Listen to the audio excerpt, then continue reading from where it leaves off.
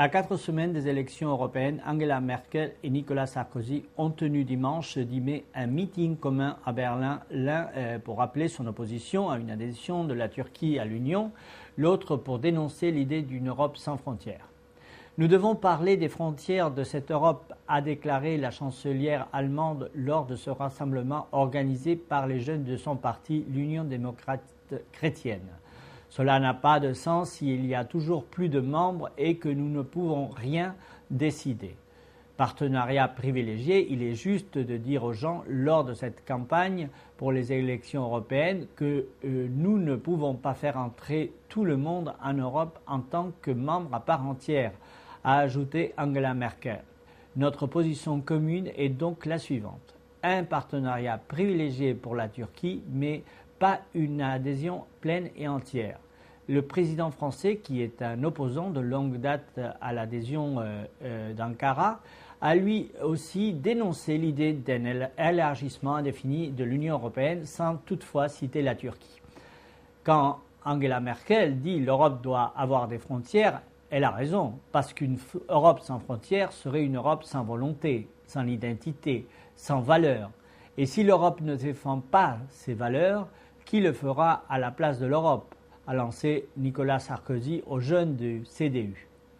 Si Angela Merkel et Nicolas Sarkozy s'opposent à une adhésion de la Turquie à l'Union européenne, lui préférant la motion plus souple de partenariat privilégié, aucun des deux dirigeants n'est allé jusqu'à bloquer le processus de négociation avec Ankara.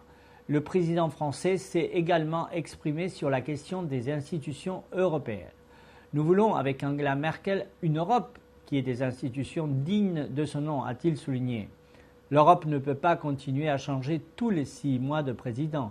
L'Europe ne peut pas continuer à se mettre d'accord uniquement sur le minimum alors que que le monde entier attend le maximum de l'Europe, a dit Nicolas Sarkozy, tout en appelant de ses vœux à une Europe qui n'impose pas au monde ses valeurs, mais qui ait le courage de défendre ses valeurs à la table du grand concert mondial. Angela Merkel a salué comme un grand geste la décision de la France d'accueillir sur son sol, pour la première fois, des soldats allemands dans le cadre de la brigade franco-allemande. Nous en sommes très reconnaissants et nous considérons cela comme un signe de confiance en l'Allemagne, a-t-elle ajouté.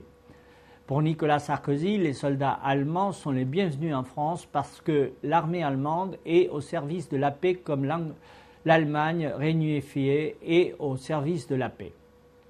Le président français, dont le pays est l'un des 5 membres permanents du Conseil de sécurité de l'ONU, a une nouvelle fois plaidé pour que ce groupe puisse s'élargir un jour à l'Allemagne.